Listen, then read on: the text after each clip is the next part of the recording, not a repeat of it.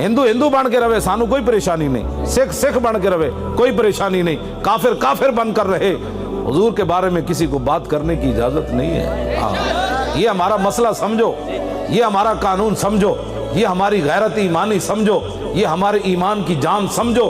काफिर काफिर रह सकता है, गुस्ताखे रसूल तो काबे के खिलाफ से लिपटा हुआ भी नहीं बच सकता। तुम क्या बातें करो? इस मसले की असासियत को मुसलमान समझे।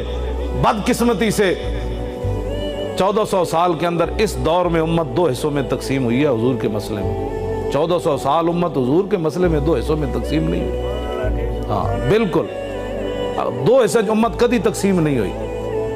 अलामा इकबाल का उस वेले मिर्ज़ैया मुखालफत की थी, गाजी इल्मुद्दीन दी सिर्फ।